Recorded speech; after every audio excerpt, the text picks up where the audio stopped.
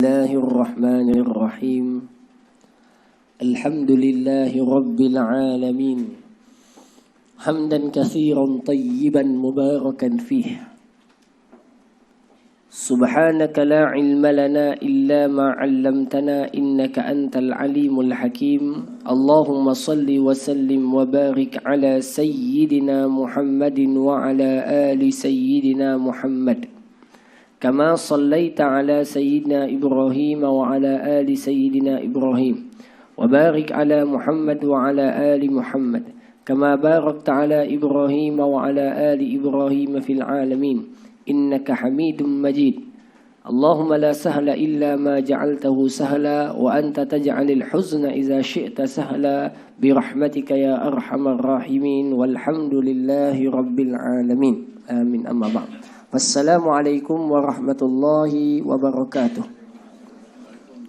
Yang berusaha penyelaras kuliah duha Masjid Al-Muttaqin, barisan ahli jawatan kuasa yang menjayakan majlis kita pada pagi ini, seluruh para hadirin dan hadirat, muslimin dan muslimat, mukminin dan mukminat, mudah-mudahan Allah merahmati pertemuan kita, memberkati majlis kita, mengampunkan dosa-dosa kita dan menjadikan pertemuan kita ini adalah pertemuan yang dirahmati, diberkati oleh Allah Subhanahu wa taala, dan kita pohon kepada Allah dalam setiap detik waktu kita ada dalam majlis ini, Allah hitung dan kira ia sebagai suatu amalan soleh yang dapat mendekatkan diri kita kepada Allah, yang dapat mengkafarahkan dosa-dosa dan kesalahan kita, dan mudah-mudahan ia menjadi sebab untuk kita semua mendapat taufik dan hidayah daripada Allah Subhanahu wa taala yang berterusan. Allahumma amin. Hadirin semua, insya-Allah taala pagi ini kita seperti biasa akan menyambung pembelajaran kita daripada hadis 40 Imam An-Nawawi rahimahullahu taala. Hadis 40 yang disusun oleh Al-Imam An-Nawawi Muhyiddin Abu Zakaria Yahya bin Sharaf An-Nawawi Ad-Dimashqi Asy-Syafi'i rahimahullahu ta'ala, yang insya-Allah ta'ala pada pagi ini kita akan menyambung pada hadis yang seterusnya. Baik, hadirin semua, hadis yang ke-34. Maka bunyinya al-haditsu ar-rabi'u was-salasun. Al-haditsu ar-rabi'u was-salasun. Artinya hadis yang keempat dan 30. Maknanya hadis yang ke-34. Okey, Arab disebut sa dulu baru sebut puluh. Okey. Baik. Hadisnya berbunyi an Abi Sa'idinil Khudri radhiyallahu anhu qala sami'tu Rasulullah sallallahu alaihi wasallam yaqulu man ra'a minkum munkaran falyughayyirhu biyadihi fa in lam yastati' fa bilisanih fa in lam yastati' fa biqalbihi wa dzalika adhaful iman. Rawahu Muslim. Hadis ini yang diriwayatkan oleh Imam Muslim radhiyallahu taala anhu. Baik, hadirin semua, insya-Allah taala kita akan sama-sama melihat makna ataupun matan daripada hadis ini.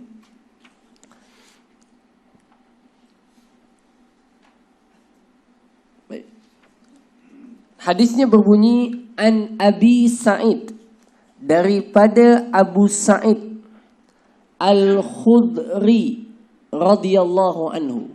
Daripada Abu Sa'id. Siapa dia Abu Sa'id? Kita dah sebut dah dua hadis yang lalu.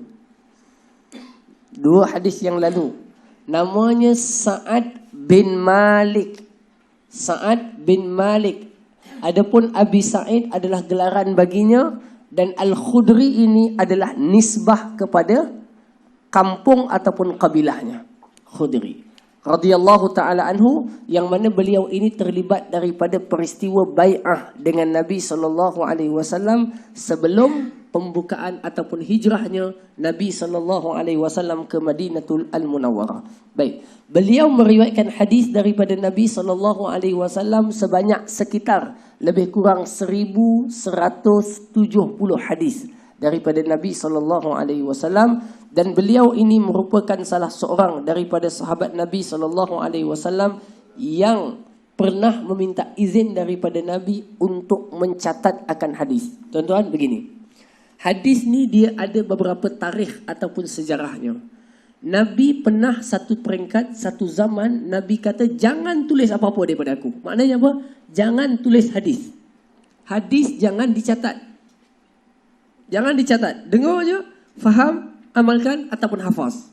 Maknanya Nabi pernah mencatat, Nabi pernah melarang para sahabat mencatat hadis. Tapi setelah daripada itu, Nabi benarkan pula. Baik, kenapakah Nabi melarang para sahabat mencatat hadis? Ya, kerana khawatir kalau ditulis pada waktu Quran sedang diturunkan, maka para sahabat akan campurkan tulisan ayat Quran dengan hadis. Lalu nanti mereka baca hadis, mereka sangka itu ayat Quran. Okey, maka ada satu saat Nabi tak benarkan hadis ditulis. Supaya apa? Supaya ketika mereka mencatat Quran, kekal catatan itu Quran sahaja. Hadis tidak bercampur di dalamnya. Jadi Nabi SAW pernah menyebut, La taktubu anni, kata Nabi. Jangan kamu tulis apa pun daripada aku. Wa man kataba anni ghairal Quran falyamhu. Barang siapa yang catat daripadaku selain Quran, maka hendaklah dia padam tulisan itu. Padam. Jadi di antara orang yang mencatat hadis adalah Abu Sa'id Al-Khudri. Antara orang yang hafal tapi tak catat adalah Abu Hurairah. Okey, adalah Abu Hurairah radhiyallahu taala anhu. Baik, selesai. Kita masuk hadis ni, tuan-tuan. Baginda Nabi SAW bersabda, an Abi Sa'idin Al-Khudri radhiyallahu anhu, daripada Abu Sa'id Al-Khudri radhiyallahu anhu qal, dia telah berkata. Siapa dia?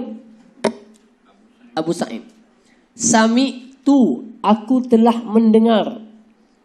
Rasulah, kalau aku telah mendengar mesti bari atas. Rasulah, jangan sebut rasulu. Okey, rasulah. Sami'tu Rasulallahi sallallahu alaihi wasallam yaqulu, aku telah mendengar Rasulullah sallallahu alaihi wasallam bersabda. Apa kata Nabi? Inilah tajuk hadis kita. Man maknanya apa? Man, barang siapa. Jadi kalau tuan-tuan panggil orang tu man, oh man, maknanya barang siapa. Tuan-tuan, kalau disebut barang siapa, ini maknanya umum. Siapa saja, begitu maknanya. Okey, barang siapa ni umum. Siapa saja. Satu, man ra'a. Barang siapa, siapa saja, siapa saja. Imam Bilal siap. Ustaz, kalau kita contohlah, kita kata barang siapa, nama dia tu Mat lah. Dah. Tak boleh, tak boleh. Tak boleh. Tak sesuai. Faham tak soalannya? Dia kata orang tu orang panggil man, jadi dia tukar bahasa Melayu. Barang siapa sini kejap. Tak boleh, Nana. Tak boleh. Tuan-tuan, dalam bab panggilan ni, tuan-tuan, satu benda saya nak pesan kat tuan-tuan. Memang jenis dalam masyarakat ni, ada jenis orang ni, dia suka bagi nama kat orang. Tuan-tuan, orang tu Haji Sulaiman bin Haji Ahmad, jadi dia panggil lepat. Jauh sangat. Tak, tuan-tuan, gini saya nak sebut tuan-tuan. Okey? Dan ini bukan benda kecil, ini benda besar. Apa dia? Jangan panggil gelaran orang pada yang orang itu tak suka kalau dipanggil. Tuan-tuan, orangnya badannya besar, gendut, sini kejap. Gendut, tuan-tuan. Orang tu tak suka, tapi dia lekatkan nama tu sampai mana-mana pun lekat. Tuan-tuan, itu perbuatannya dosa. Dilarang oleh Islam, dilarang oleh syarak. Allah sebut secara nyata di dalam Al-Quran, wala tanabazu bil alqab, Jangan kamu memanggil manusia dengan gelaran. Dengan makna apa? Gelaran itu kalau kamu panggil, dia tak suka kamu panggil dengan itu. Puan Aminah binti Haji Ahmad. Dipanggil apa tuan-tuan? Joya. Joya. Joya. Kan jauh sangat tuan-tuan. Hadirin semua. Tuan-tuan. Orang-orang kampung ni dia kadang-kadang suka panggil orang sebab senang nak ingat. Kalau orang yang dipanggil, dia rasa redha dia panggil macam tu. Faham tak? Assalamualaikum. Siapa ni? Dia pun sebut nama dia. Ahmad. Ahmad mana? Mat botak lah. Oh, nampak. Dia sendiri tahu yang dia itu dikenal dengan itu dan dia redha dengan gelaran itu. Tak apa. Tapi kalau dia tak redha, tak boleh panggil. Tak boleh panggil. Walaupun sangkaan kita macam baik. Macam baik. Nah, okey. Jadi ada orang namanya seorang ustaz namanya Ustaz Kahar contohnya. Ada seorang lagi Ustaz Kahar juga. Dua-dua aja dekat Masjid Muttaqin. Tapi orang ni nak bagi beza ni Ustaz Kahar ni mana? Satu belajar kat Sudan, satu belajar kat Syria. Ustaz Kahar Sudan lah. Nampak tuan-tuan. Yang tu Ustaz Kahar Syria lah. Tuan-tuan, orang macam ni biasa dia tak kisah. Mak, sebab namanya kekal dengan namanya. Tapi kalau kita tukar dia, namanya Haji Abdul Manan, ditukar panggil Mat Botak, orang tak suka. Tuan-tuan. Haji Sulaiman dipanggil Lepat. Tuan-tuan. Ruqayyah dipanggil Joyah. Tak ada tuan. Nampak tak? Jadi memanggil gelaran manusia pada yang dia tidak suka, dosa di dalam Islam. Tak boleh. Tuan-tuan. Menyakiti manusia. Oi, belum mula lagi dah soalan ni. Silakan. Bismillah. Orang tanya kita, itu mana? Kita mana? Kita man kidal, kita boleh, tuan-tuan, boleh. Untuk itu je dia dikenalkan dengan sifat dia. Dah. Man mana? Man kidal. Man mana? Man Vespa. Memang dia je pakai Vespa dalam ramai-ramai man tu. Untuk memperkenalkan sahaja. Lepas tu jangan usah panggil dia. Panggil dengan man saja. Baik. Man bro, tuan-tuan. Baik, selesai. Man barang siapa. Bila sebut barang siapa maknanya apa? Siapa sahaja, umum. Ro'a dalam bahasa Arab ro'a artinya melihat. Tetapi makna daripada makna lihat itu maknanya apa? Tahu. Mengetahui. Okey? Tuan. Okey, tuan tengok. Barang siapa yang melihat dengan makna barang siapa yang mengetahui sebenar-benarnya. Barang siapa yang mengetahui man ra'a minkum daripada kalangan kamu. Siapa kalangan kamu tuan-tuan? Kita semua. Semua orang Islam. Man ra'a barang siapa melihat ataupun barang siapa yang tahu dengan yakin di kalangan kamu minkum munkara. Perkara yang mungkar. Perkara yang mungkar adalah perkara yang diingkari oleh syariat. Bahkan kadang-kadang diingkari oleh adat. Barang siapa di kalangan kamu yang tahu atau melihat sesuatu kemungkaran berlaku. Contohnya apa? Konsert. Contohnya apa?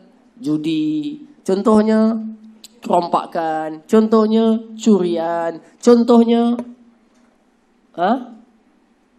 main nombor ekor. Contohnya rasuah. Contohnya pecah amanah. Contohnya duit curi tabung masjid. Contohnya man ra'a minkum munkara. Siapa yang di kalangan kamu itu melihat suatu kemungkaran, perkara yang menyalahi agama. Nabi kata apa? Falyughayyiru biyadi. Hendaklah dia itu mengambil tanggungjawab mengubah mungkar itu. Hendaklah dia mengambil tanggungjawab ubah mungkar itu. Dengan biyadih, dengan menggunakan tangannya. Hadirin semua, sebelum saya pergi dekat tangan ni tuan-tuan, kita nak bagi faham dulu. Di antara keistimewaan umat Nabi Muhammad sallallahu alaihi wasallam dan keistimewaan agama Islam. Saya nak sebut tuan-tuan kita ini umat Islam akan terus menjadi umat yang baik. Kita akan terus jadi umat yang baik. Sekali lagi saya ulang, kita umat Islam akan terus menjadi umat yang baik selama umat ini menjalankan kerja amar ma'ruf nahi mungkar. Dan kita akan jadi umat yang tidak baik apabila kita meninggalkan amar ma'ruf dan nahi mungkar. Dalilnya Allah sebut di dalam Al-Quran. Firman Allah Subhanahu wa taala, kuntum khaira ummatin ukhrijat linnas ta'muruna bil ma'ruf wa tanhauna 'anil munkar. Kamu adalah sebaik-baik manusia, surah Ali Imran. Kamu adalah sebaik-baik umat. Maknanya kamu akan jadi baik, umat yang baik, umat yang bagus, umat yang hebat. Bila yang kamu ini pergi kepada manusia dan kamu beriman kepada Allah dan kamu suruh orang buat baik dan cegah orang buat mungkar. Artinya apa tuan-tuan? Kita akan sentiasa berada dalam kebaikan selama kita menjalankan kerja amar ma'ruf dan nahi mungkar. Dah. Dalam hadis ini Nabi kita sallallahu alaihi wasallam mengingatkan kita kembali. Kita semua tuan-tuan, barang siapa yang melihat di kalangan kamu itu kemungkaran, hendaklah dia mengubahnya. Ubah. Ubah. Bila ubah maknanya apa? Mungkar itu berubah.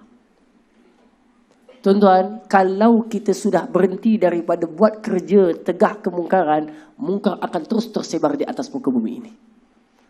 Tapi kalau kita ambil tindakan mengubah, yang baik akan terus kekal, yang mungkar akan hilang di atas muka bumi ini. Sebab itu, baiknya umat dan masyarakat bila adanya di kalangan mereka itu yang buat kerja amar ma'ruf dan nahi mungkar. Walaupun ke atas keluarganya sendiri. Hadirin semua, apa kisah hadis ini? Sebelum saya pergi jauh tuan-tuan, apa kisah hadis ini? Kisahnya adalah seorang khalifah bernama Marwan. Tuan-tuan ingat nama ni? Seorang khalifah bernama Marwan. Apa yang Marwan ni buat? Tuan-tuan, Marwan ini zaman pemerintahan dia tukar khutbah hari raya. Biasa tuan-tuan hari raya sembahyang dulu ke khutbah dulu? Sembahyang dulu, lepas tu khutbah. Tapi Marwan ni sampai kat zaman dia, mentang-mentang dia khalifah, dia naik mimbar, dia khutbah dulu baru sembahyang. Okey, dia khutbah dulu, dia naik khutbah dulu. Okey, dia naik khutbah dulu. Lalu seorang lelaki bangun daripada kalangan jamaah. Ni orang berani tuan-tuan. Dia pun bangun. Dia kata, wahai, lebih kurang tak tahu ni bahasanya tuan-tuan, lebih kurang. Dia kata, tuan, adalah sunnah yang telah ditinggalkan oleh Nabi kita sallallahu alaihi wasallam itu adalah solat dulu kemudian khutbah. Lalu Marwan mengatakan, benda itu kita dah tinggalkan. Apa maknanya? Marwan telah menyalahi aturan sunnah Nabi sallallahu alaihi wasallam. Bagi para sahabat, perbuatan itu mungkar. Macam tuan-tuan nampak Masjid Al-Muttaqin contohnya tuan-tuan, tiba-tiba dia isytiharkan, baik, insya-Allah taala supaya kita semua mudah untuk berehat, kita sekalikan isyak dengan maghrib dalam waktu maghrib.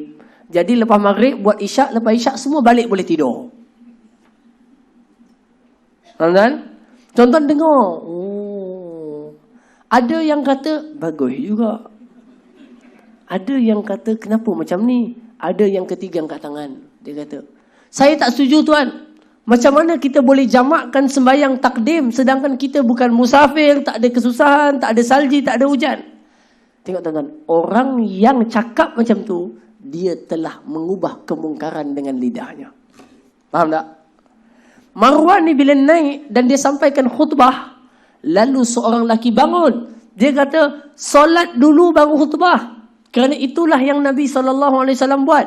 Dia kata benda tu kita tinggal dah. Lalu perawi hadis ini. Siapa perawi hadis ni? Abu Sa'id Al-Khudri, tuan-tuan. Dia tengok orang tu cakap macam tu. Dia pun lari. Bukan lari. Dia jalan pergi naik mimbar. Dia tarik tangan Marwan. Turun. Berani, tuan-tuan. Itu sahabat Nabi. Dia tarik. Turun. Dia kata, macam mana kamu boleh menyalahi sunnah Nabi? Nabi buat sembahyang dulu baru khutbah. Kamu khutbah dulu baru sembahyang. Dia tarik, tuan-tuan. Meskipun dia itu teguh tak nak tinggalkan khutbah itu, lalu Abu Sa'id mengatakan, orang itu yang cakap tadi tu, dia telah mengubah kemungkaran dengan lidahnya. Dia tu telah mengubah dengan tangannya. Faham tuan-tuan maknanya apa? Maknanya apa? Tanggungjawab mengubah mungkar, andai wujud di depan mata, mesti diubah. Berjaya tak berjaya, itu cerita lain. Yang penting usaha merubah buat, menunjukkan orang itu memiliki iman.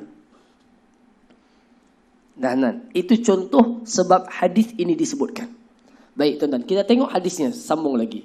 Nabi SAW bersabda, man ra'a minkum munkara, barang siapa yang tahu atau melihat dengan yakin akan satu kemungkaran, falyughayyirhu biyadihi. Falyughayyirhu. Tuan-tuan tengok di sini. Falyughayyirhu biyadihi. Fa maka. Lam perintah, lam amar namanya. Yughayyir ubah, tukar, cegah. Hu ni apa? Nya tu apa? Nya kembali ke mana? Perkara mungkar. Weh, Haji. Lain macam Haji Mahfuz pakai kopiah tu Nampak kefahaman dia lagi tinggi Tuan-tuan nanti boleh beli kopiah macam tu. Nampak lagi Masya Allah Nampak makin pandai.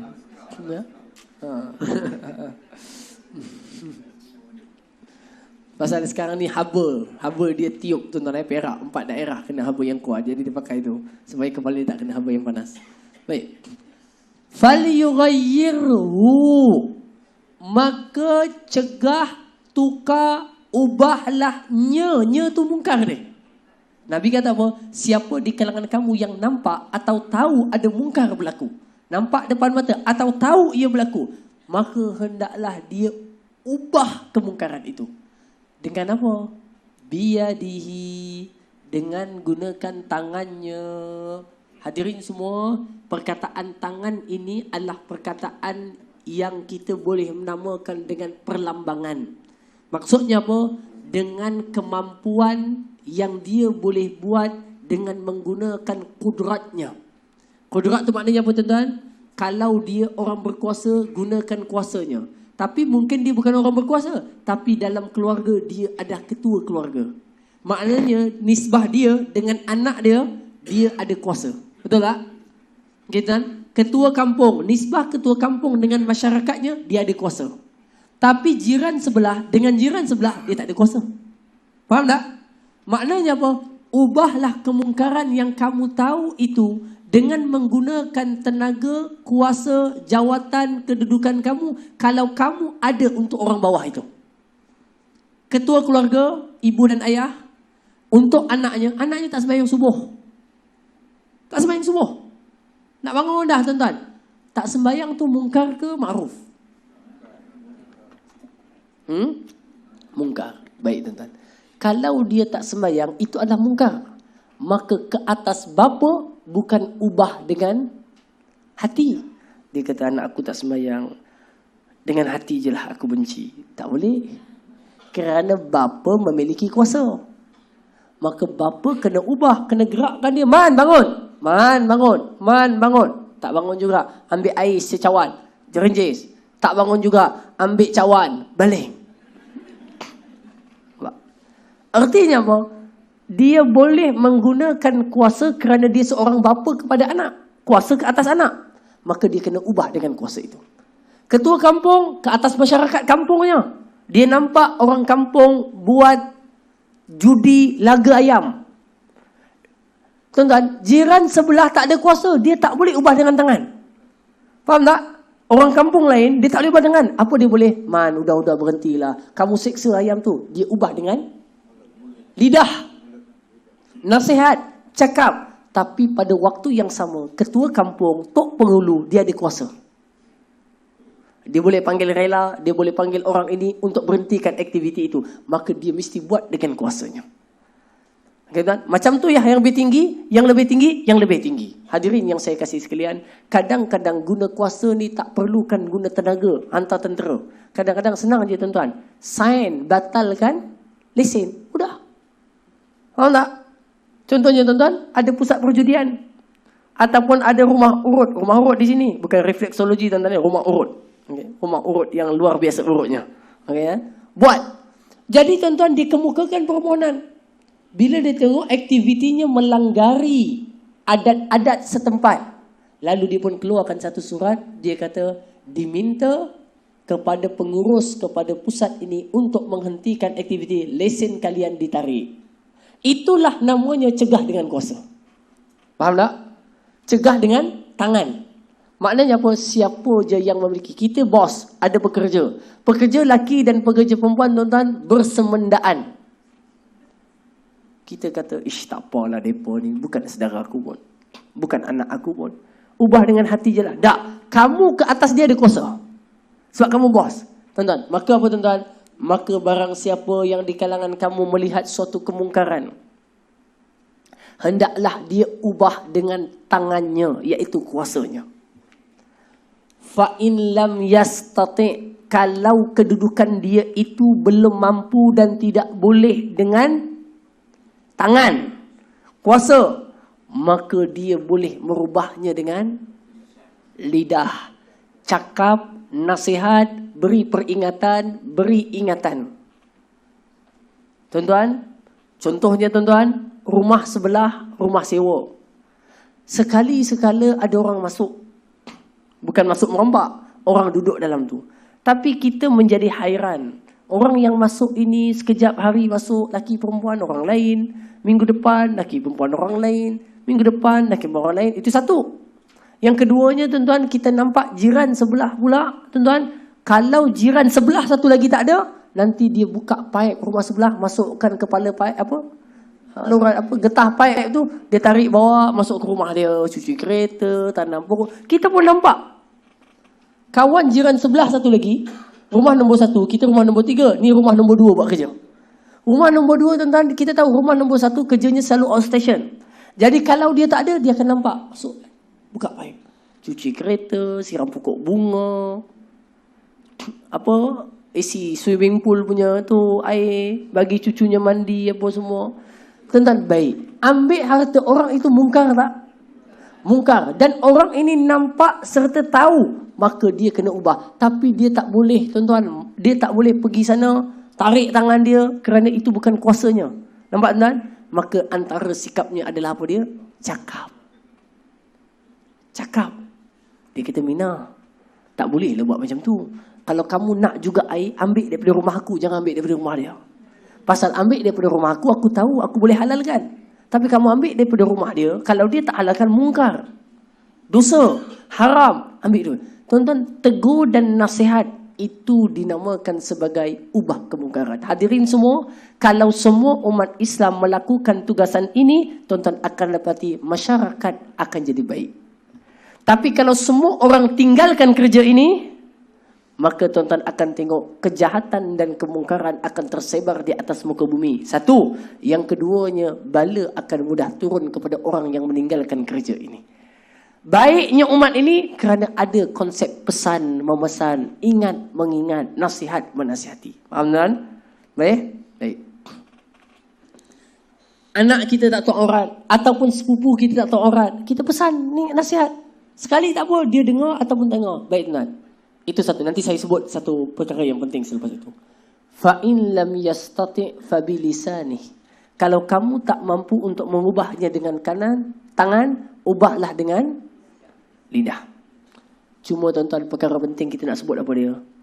Ubah mungkar, jangan gunakan cara yang mungkar. Sekali lagi. ubah mungkar, jangan menggunakan cara yang mungkar. Kan? Contohnya, tuan-tuan tengok ada pusat perjudian baru saja buka di Meru Raya. Jangan cegah mungkar menggunakan cara yang mungkar. Tuan-tuan nampak di Meru Raya ada orang buka kelab malam. Kita semua tak bersetuju kerana merosakkan anak-anak muda. Jadi tuan-tuan buat apa? Pergi sana, bawa racun tikus. Tengok tuan-tuan. Tuan-tuan masukkan dalam bekas air mineral, tong air mineral tu.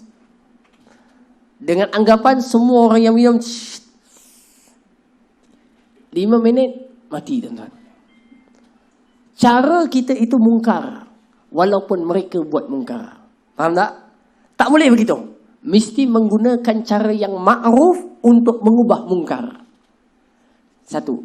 Yang kedua, jangan mengubah kemungkaran, jangan mencegah suatu kemungkaran yang kalau cara itu digunakan akan mengakibatkan mungkar yang lagi besar.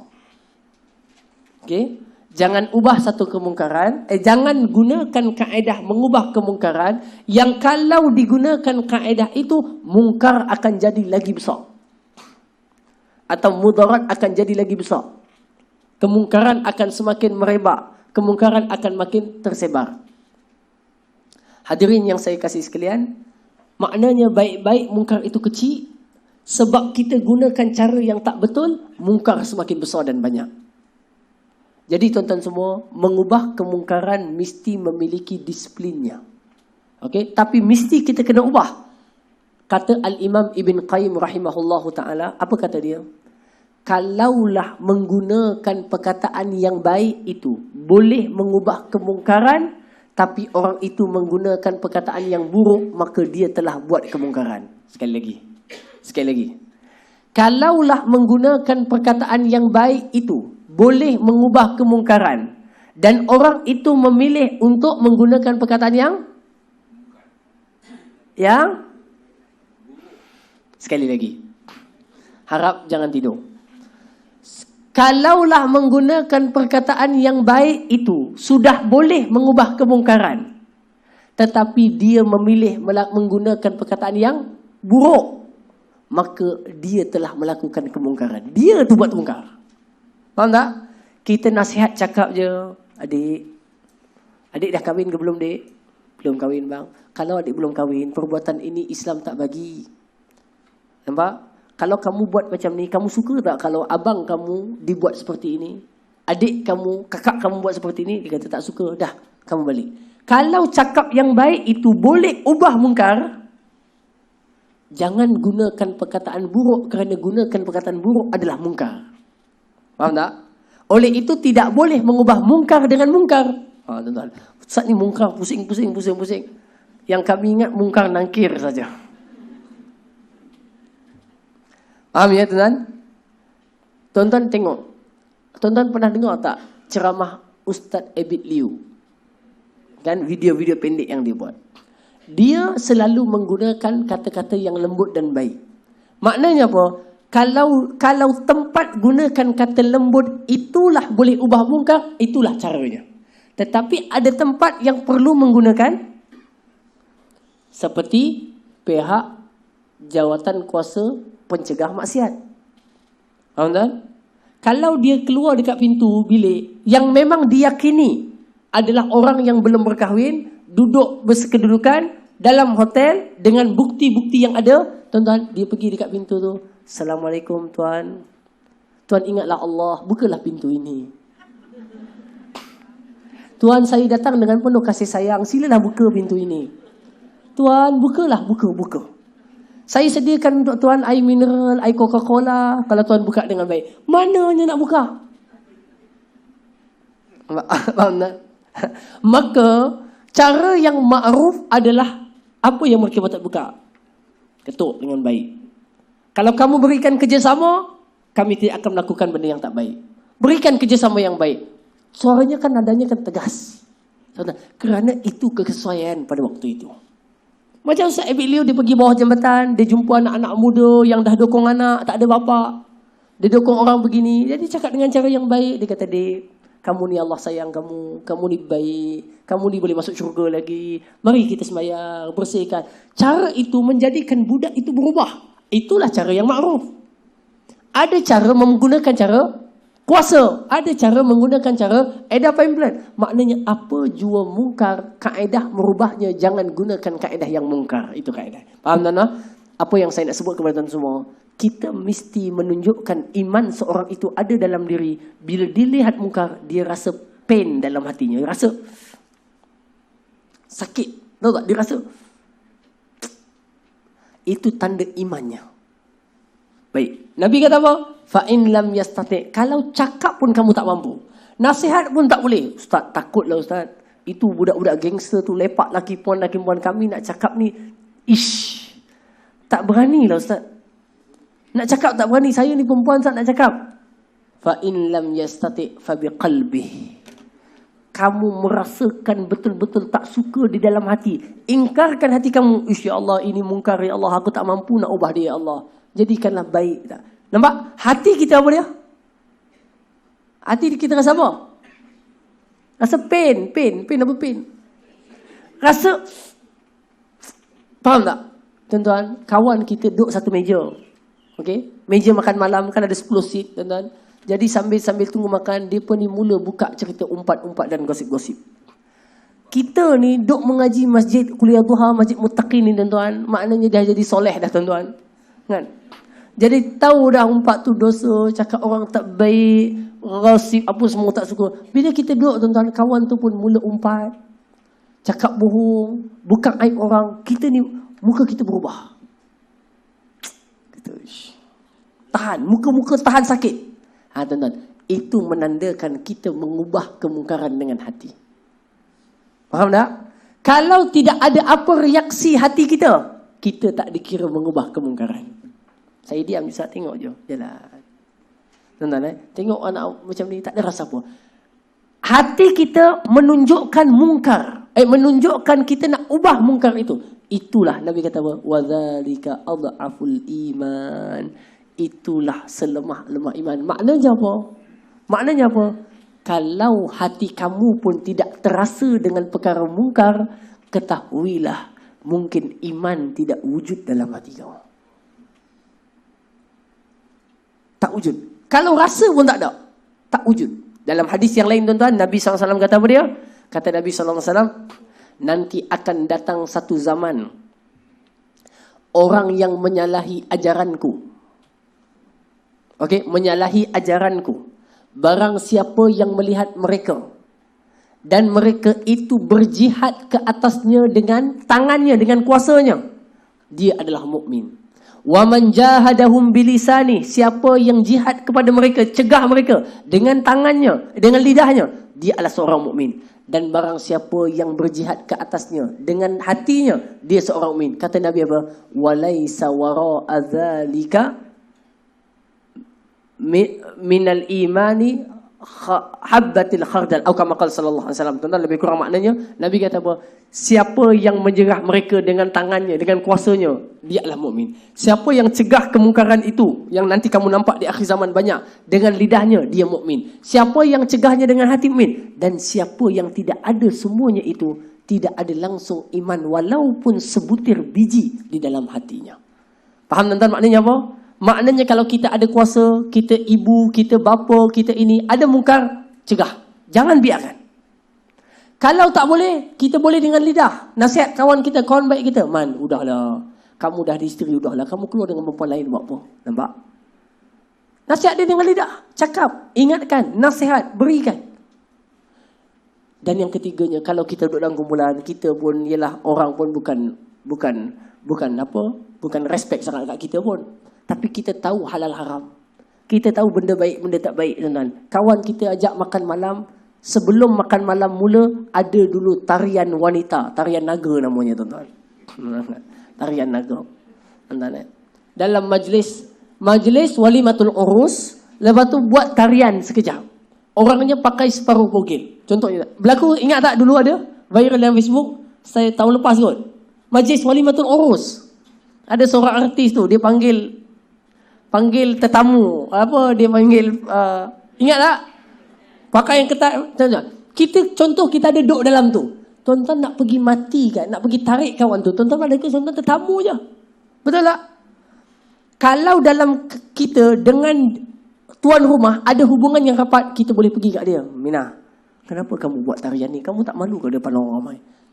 Tapi kalau kita kata, ish ustaz, kaya ni kawan je. Tak ada hubungan sepupu pun apa dengan dia. Apa tuan-tuan buat? Bangkit, bangun dan balik. Menunjukkan hati kita mengingkarinya. Tapi kalau semua itu tak ada, menunjukkan kita dengan mungkar join. Bahkan join ke atas mungkar dikira berkongsi di atas mungkar. Tuan-tuan? Join dengan perkara mungkar dikira berkongsi dalam perkara yang mungkar. Boleh faham tak tuan-tuan? Jadi itu daripada makna dan perkara yang perlu kita amati bersama. Baiknya umat Nabi Muhammad sallallahu alaihi wasallam. Kenapa? Kerana apabila di kalangan umat ini melakukan kerja amar ma'ruf dan nahi mungkar. Oleh itu tuan-tuan semua, jangan tunggu ustaz buat kerja ini. Semua orang bergerak dalam lapangan masing-masing. Nampak benda mungkar, ubah. Dalam taman kita ni tuan-tuan, Taman Meru. Kod tuan-tuan dengar. Ada orang jadikan satu rumah pot isap dadah. Mungkar kan? Tuan-tuan, rosakkan masyarakat. Tuan-tuan pakat 2, 3, 4 orang, 5 orang rukun tetangga. Apa kita nak buat? Buat. Kerja itu, kerja mencegah mungkar adalah kerja yang menjadikan umat ini akan jadi terus baik. Pahalanya pun besar. Tuan-tuan, tapi kalau semua orang tak apalah. Tak apalah. Ini dinamakan hak asasi manusia. Tak apalah tu hak dia. Tak apalah tu hak dia. Tak apalah tu hak dia. Bila bala turun, orang yang baik macam kamu dululah yang akan kena. Faham tak? Kerana kamu meredai kemungkaran yang berlaku. Wallahu alam. Ada soalan silakan. Bismillah.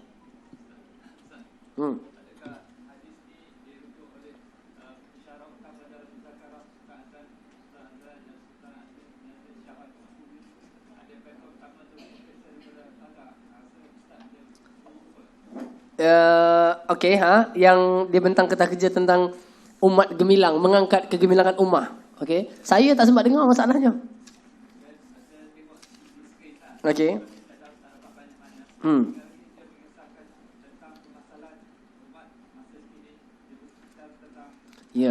Ya, mungkin betul begitu dan memerlukan kepada umat ini bergerak bersama-sama tuan-tuan.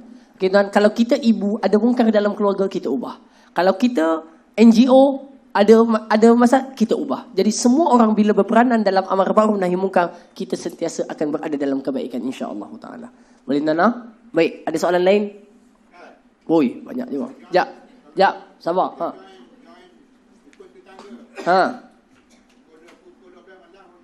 Bagus. Itu antara kerja memastikan tidak ada mungkar berlaku, tak ada rompakan yang dibuat, tak ada orang isap dadah, tak ada orang duduk tepi pokok buat kerja-kerja yang tak elok, kita cegah. Itu kerja yang sangat mulia. Dalam sebuah negara Islam tuan-tuan, dia akan wujud satu unit namanya unit Hizbah. Zaman sahabat ada unit ini. Unit ni apa? Dia akan pergi ke pasar-pasar, pergi ke kedai-kedai. Mana ada orang yang dalam niaga menipu, dia akan terus ambil tindakan. Mana ada orang tipu barang, akan ambil tindakan. Ini namanya hizbah. Nampak ada orang buat maksiat, dia akan cegah. Nampak? Hizbah. Hizbah ni kalau wujud sebuah negara Islam, kena wujud unit ini. Dia hizbah dalam perniagaan, dia hizbah dalam masyarakat, hizbah dalam itu ini. Silakan puan.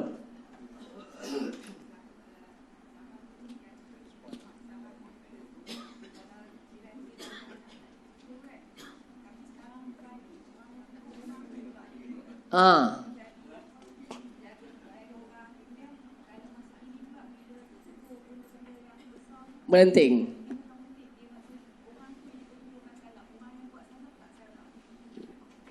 Dia tuan-tuan, memang itulah realiti yang sedang berlaku dalam masyarakat hari ini, tuan-tuan. Kenapa tuan-tuan?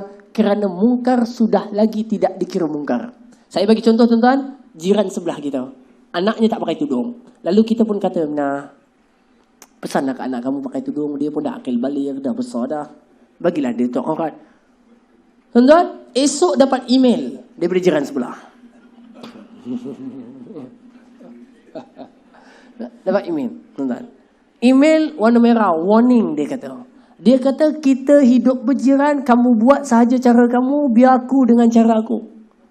Anak aku yang jaga, aku yang besarkan. Kamu jangan sibuk dengan tepi kain atau dalam kain. Jangan sibuk dengan urusannya. Aku, dia. Kamu jangan campur urusan aku. Hadirin semua, tugasan kita sampaikan sudah. Kita sudah berusaha mengubah kemungkaran. Orang tak terima, cerita lain.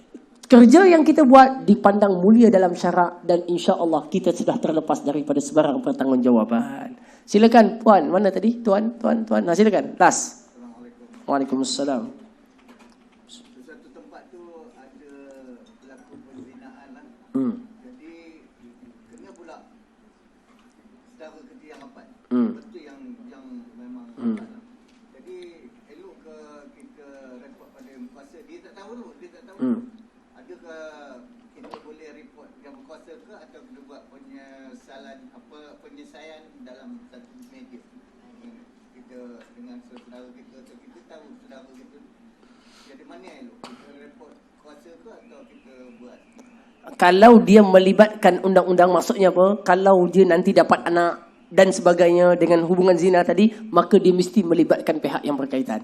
Tapi kalau dia baru bersekedudukan, duk melepak sama-sama, duk atas motor, duk rumah, main guli sama-sama, dan baru tu, tuan-tuan, 3, 4, 5 orang saudara mara, kita pergi sana, nasihat dia, cakap dia, ingatkan dia. Tuan-tuan, ini berlaku tuan-tuan ya, ini berlaku. Tapi tuan-tuan, saya nak sebut gini, tidak boleh cari salah orang. Dalam taman tu, tuan-tuan tak boleh pakai teleskop. Dia pun buat apa tu? Jangan, tak boleh. Hadis ni kata apa? Man ra'a, siapa yang nampak, tahu dengan yakin. Bukan pergi cari salah, tak boleh. Cari salah tak boleh. Skodeng tak boleh. Nampak je? Nampak? Kita jalan, berhenti. Buka. Kalau dia buat sudah tertutup di dalam rumah, kita tak tahu, dia macam biasa jemput orang, kita tak tahu apa. Tak tahu dah. Nampak tuan? Kerana kalau kita skodeng buat, terkadang kita tersilap dalam meletakkan keputusan. Maka kita menyalahkan orang yang tidak buat mungkar dengan kemungkaran. Sebab itu mesti letak husnuzan dulu. Melainkan apa? Yakin mungkar. Yakin mungkar, barulah kita ubah. Selama tak yakin, jangan kita masuk lagi dalam. Allah melarang itu di dalam suratul Hujurat, wala tajassasu. Jangan pergi selak cari kesalahan orang. Hidup dah aman dah. Dia duk pergi cari, tengok pagarnya ada kesancap jari orang lelaki masuk ke tidak. Pergi dalam lagi ada kasut siapa. Dia dah tahu dah orang perempuan ni, suami dia, kasut dia jenama Renoma tu je. Tuan-tuan, itu je jenamanya yang ada. Tuan-tuan, jadi setiap minggu dia datang, dia tengok, kenapa ada kasut lain ni? Dia pun mula nak tahu dalam lagi. Tak, kita tak boleh buat begitu. Itu akan merosakkan peribadi seseorang. Dan kita akan menjatuhkan hukuman dengan cara yang salah kerana kita tak yakin. Tapi kalau benda yakin, tahu dah. Okay, tuan? Melainkan kalau mungkar itu telah pun tersebar. Jadi kita nak masuk rumah, nak cek sebab pengetahuan yang telah tersebar. Tapi nak selidik rumah orang, teropong daripada jauh, letak perakam suara dalam kereta orang, sebab nak ni tak, itu tak boleh dan tak perlu. Bahkan dilarang dalam Islam. Mencari-cari kesalahan orang tak boleh. Tapi kalau mungkar telah nyata, kena ubah. Boleh tuan-tuan tengok no? Wallahu a'lam. Woi.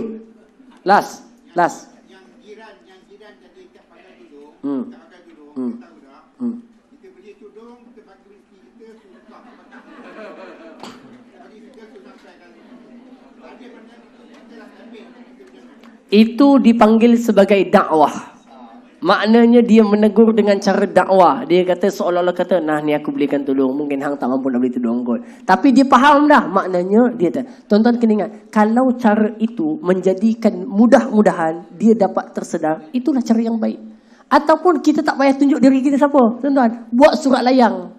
Surat, letak stamp, chop sekali, buat surat nasihat kepada saudari yang dikasihi. Masuk dalam tu. Bukan mesti dia tahu kita, faham tak? Yang penting Allah Ta'ala tahu, kita tahu tu mungkar dan kita nak ubah. Faham tak, Haji? Buat surat, masukkan dalam pos surat. Dia pun tak tahu kita, tapi kerja kita selesai. Nampak tak? Mungkar itu kita cuba untuk mengubahnya. Wallahu alam, tuan-tuan. Sekadar itu saja. Mudah-mudahan Allah merahmati pertemuan kita, memberkati majlis kita, mengampunkan dosa kita dan menjadikan kita semua orang yang bergerak dalam masyarakat, buat kerja amar ma'ruf dan kerja nahi mungkar. Hanya dengan kerja inilah umat ini akan terus menjadi umat yang baik. Allah berfirman dalam Al-Quran sebagai penutup, kuntum khaira ummatin. Kamu di kalangan umat lain, kamulah yang paling baik sekali. Kenapa? Ta'muruna bil ma'ruf. Kamu suruh orang buat baik. Wa tanhauna 'anil munkar, kamu cegah orang buat. Wa tu'minuna billah, dan kamu beriman kepada Allah.